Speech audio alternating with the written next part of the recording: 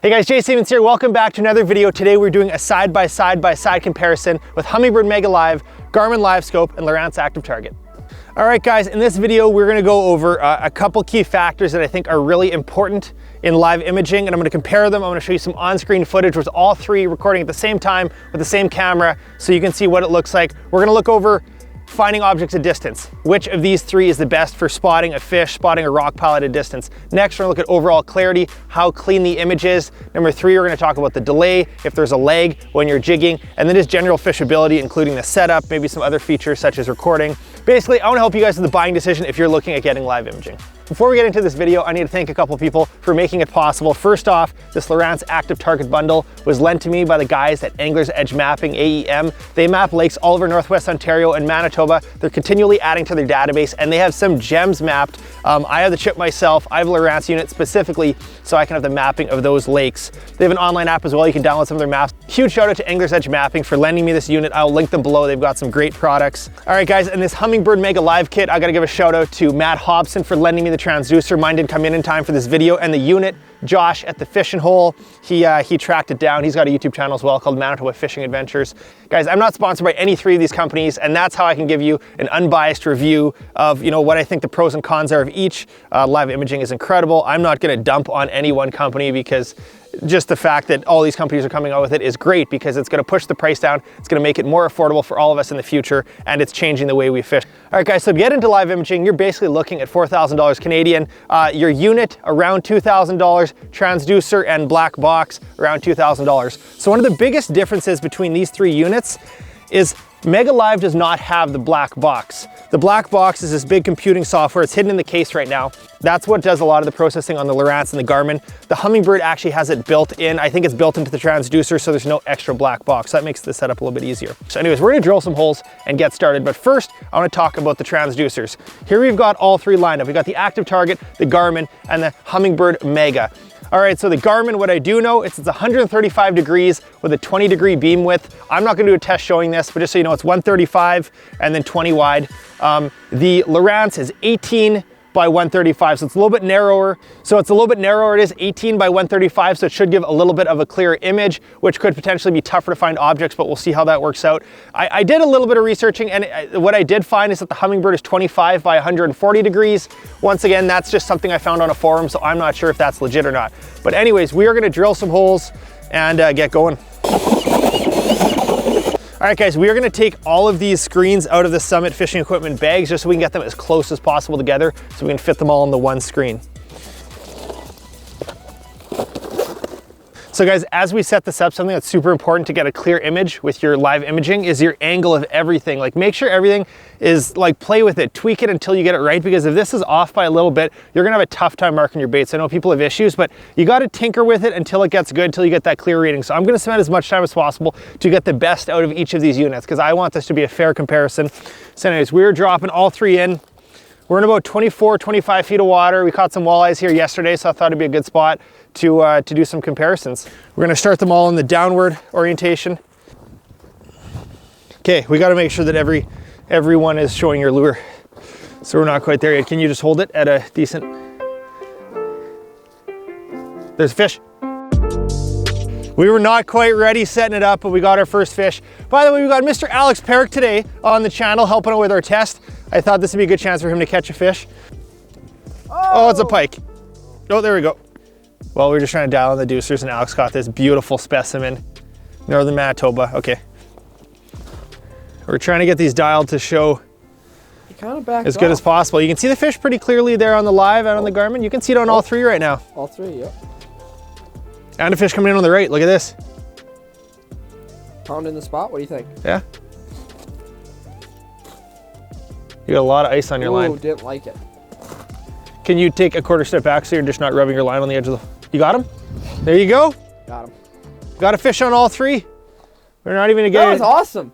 Isn't it cool seeing them all at once? I saw it on Lowrance first, then it showed up on the live. Oh, that's dinner. Oh, that's a little small. That's good for you. My first walleye of the ice fishing season, thanks to Jay and the 3 monitors I needed to catch this fish.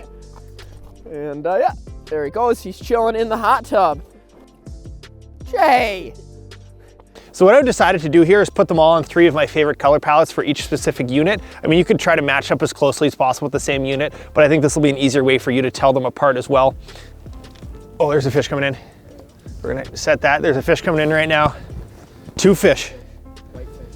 So far they're showing our best in Lowrance. It could have to do with the angle a little bit, but they definitely picked up the fish first. Got a little school. Oh, he's on it. Oh, what do we got? They're darty. I wonder what they are. Oh, he's chasing fast. I think they're whiteys. This is one of the top topics, was just clarity of image.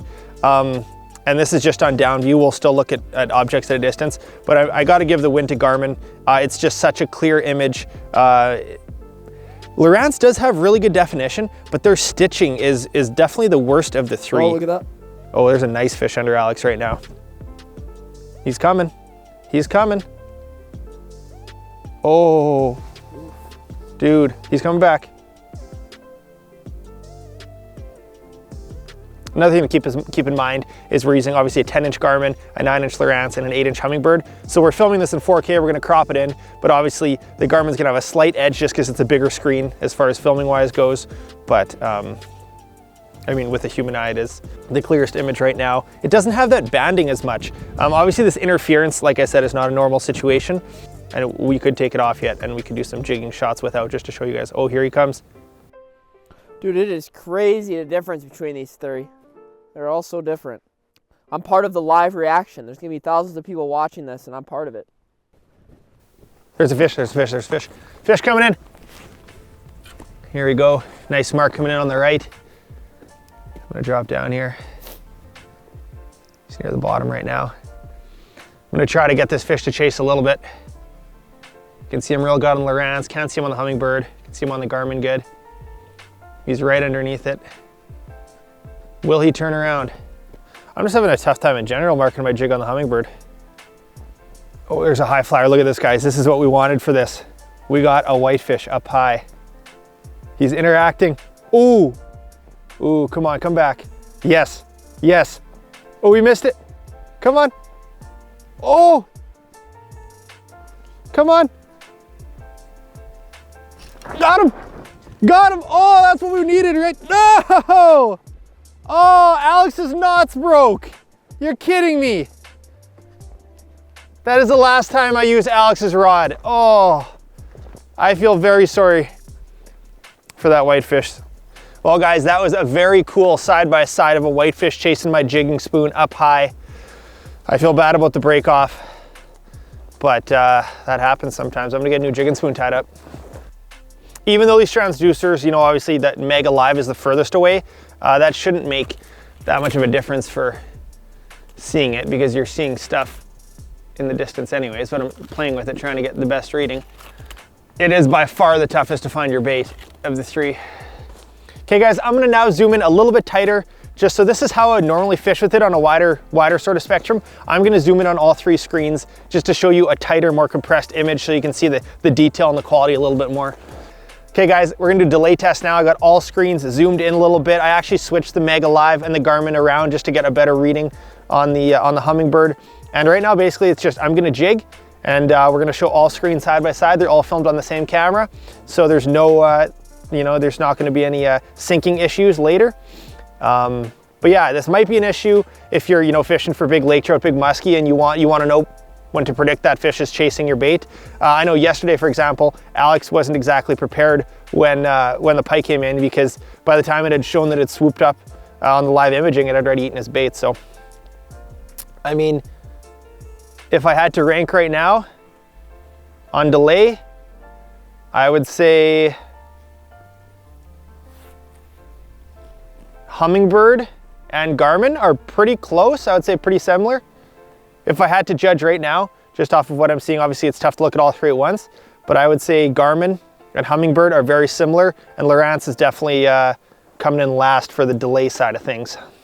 So an issue that I noticed last time with the Lowrance was the whole screen had a little bit of a shifting type deal.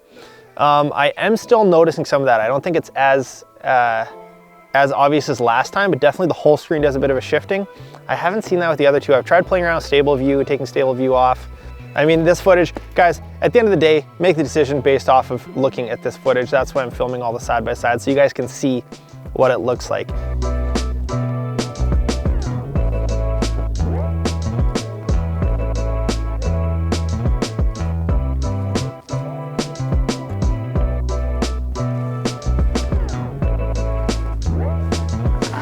Oh my goodness. Ooh. Ooh. That thing is huge. And I missed him. Oh, he's coming back. Oh yeah. Oh. He's chasing. This is it. This is what we need. Wow. You're drinking below him. You're still there. Get it a little bit higher. A little bit higher. Yep. See him like touching it? I would say that was not a walleye. Come and charge and charge and charge. Oh. Got him. Doesn't feel that big, but it's a fish. What do we got? What do we got? Oh, walleye? Big whitey. Oh, big whitey. Nice. Nice. Oh, that's a big one. There you go, guys. 3 graphs, 1 whitefish, 1 Alex Perrick with redemption. Adios. Thanks for playing. She gone. It's so cool. Like, that is the perfect fish. If I could just coordinate like 6 to 10 whitefish coming in, just to see it side by side by side, because I mean, you're never going to be out fishing with 3 graphs like this. So this is by far the most expensive video I've ever made, because I bought that Mega. I'm going to sell one of my units after this once I... And your kid need to pay for the other 2. And my kidney, yes. No, but I'm so grateful for people lending me units and helping me put this video together, because I think this is something that people want to see. And a $4,000 purchase is a big purchase. So, I mean, I think another thing to take into account is, we were just talking about this, you know, where do you live for mapping? That's a huge one. Lake of the Woods has 1-foot contours and the Lake Master chip, which Humminbird owns. So right there, for me living on Lake of the Woods, like I need that 1-foot chip. If you fish a lot of lakes in Manitoba, Lowrance with Angler's Edge mapping, they have so many lakes in 1-foot contours as well. They got part of Lake of the Woods as well. So, I mean, it depends. I know there's areas in the States, right, where Garmin has the best mapping, right? Yeah. Some down south? Some down south lakes. I don't know. It does seem like Humminbird has the best mapping in a lot of lakes. Yeah. Across the US and Canada. This video isn't done. We're gonna do some more tests yet. I can't wait to play back this footage, showing Alex catching a fish, me breaking off. Another topic I want to touch on, if you are getting a live imaging unit, is screen size. I've been running a 10-inch Garmin screen the last couple years. After now getting the 8-inch Humminbird kit, it feels way better. It's on the smaller Summit shuttle, and it's fantastic. I love having the 10-inch screen in the boat. When it comes to ice fishing, I think an 8 or 9-inch screen is kind of perfect. A 10-inch screen, by the time you add the battery and everything, it is just giant. So something else to keep in mind on your purchase there. All right, guys, something else I want to showcase before we do some of the distance tests is I'm going to turn the other graphs off to show you what they look like without interference, because I think that's kind of unfair. That being said, Garmin's kind of killing it on the interference rejection. We're going to turn off the Humminbird and the Garmin, and we're going to see what the Lowrance looks like without any extra units around. All right, there you go. Look how much that cleaned it up. No flashing. Like, watch that jigging stroke.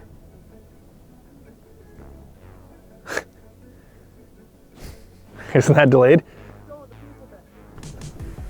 Look at that random kick every once in a while. All right, guys, we are now going to turn the Mega back on. We're going to turn this one off. Well, I turned the other 2 off, and the Humminbird is still having some sort of interference, so I'm not sure what that would be right now. All right, we're going to go back to all 3 again. Ooh, school of something cruising through. Whitefish.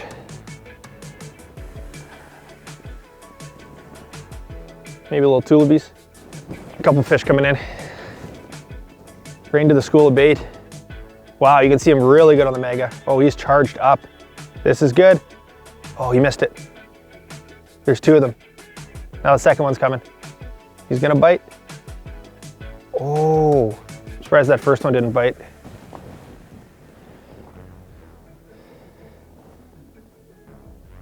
Come on.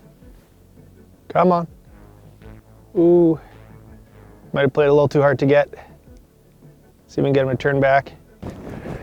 Here's a couple of fish cruising in. Ooh, these look like walleyes. Just gonna hold it near bottom here. Ooh, this guy's coming in nice. Come on. Eat my jigging spoon. And drop it in the mud. Try to rise it up. Come on. He's right there. All right, we're gonna try a magic trick with a chunk of salted minnow. Thank you so much. I'm gonna zoom this one in. Oh. Look at this. Now he wants to eat it. Yes. That was sweet to see on all three, guys. Put a little salted minnow on, and they make mistakes. We'll see if I can get this in without hooking on a deucer. I think this is gonna be a nice walleye. Nice walleye. All right, guys, that will conclude our fishing portion of our live imaging test. This walleye is coming home with us. All right, we are now gonna do the distance test just to show, what targets look like far away.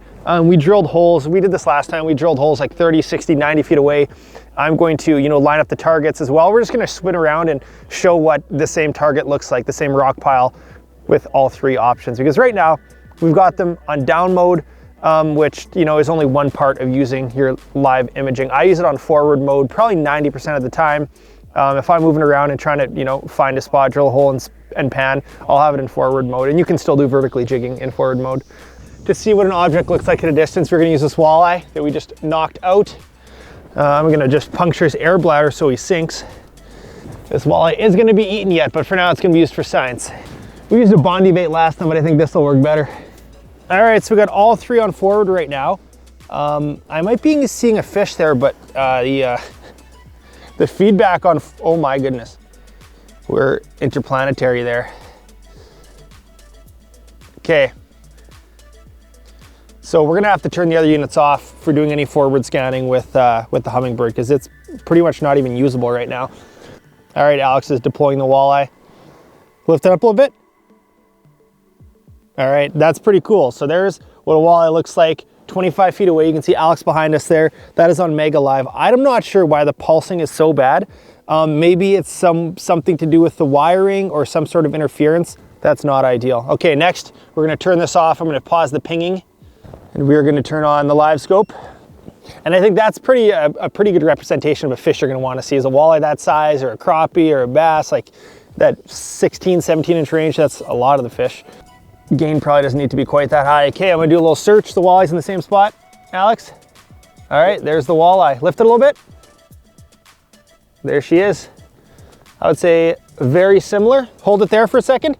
I'm gonna turn the pinging back on here. So, yes, there's a lot of interference, but it seems like it's a little bit cleaner on the Humminbird and messier at the same time, if that makes sense. But both fish is very clear to see. At the end of this video, I will give you the pick and tell you what I'm gonna stay with and what I'm gonna, sell. But you're seeing fish at 25 feet. The technology is insane. Like the fact that you can scan around and see fish, and any live imaging is gonna change the way you fish. Oh, it's swimming back down to the bottom. Just came alive. Well, we'll turn this to, and we'll see how the interference works with all three running. Hold it right there. So out of all three of these, I would probably say the Lowrance has the best definition on the bait right now. It pops the most. And I'm looking at the screen, I'd be like, yes, that's a fish. Probably on the Lowrance the most. Okay, Alex, you can go to the next hole. So that's at 30 feet. Alex is now gonna go to the next hole we drilled. We'll do a little twist. It should be showing up. It's on the 60-foot range. There it is on this one right there. All right, guys, we've got the bait on all three now. I would say once again, the win goes to Lowrance on objects at a distance, which is a pretty important one. I actually can see another fish slithering along the bottom right now. Maybe coming from my jigging spoon, because I think I still have my spoon down here. I do. We'll just have to keep that in mind. Okay, Alex, go to the next one. Look, you can see him clearly on the bird, clearly on all of them right now. We'll see if the fish closes the gap. He's 20 feet away. Ooh, it might be a whitefish. Look at this. Oh, this is great, guys. This is great. We're gonna get him chasing. Oh, come on. Yes, oh, that was so good, I lost him. Oh, that was so cool, guys. He's still down there. All three of them showed the fish coming from a distance. Yeah, that was pretty neat. There's that fish. See if we can find him on this one too. Yeah, there he is. Okay, we got the fish located on all 3 graphs. Now we'll see if we can catch him. Look at this. We gotta find him on here too. No, it's a whitey. Whitey? I think so. I need to loosen up my drag. Oh boy. Oh, he just missed it. Oh. Got it. He's off. Oh, a couple of fish down here. 3 of them. Come on. These might be walleyes, how they're in a pod like that. Oh. Oh. Oh my goodness. Oh.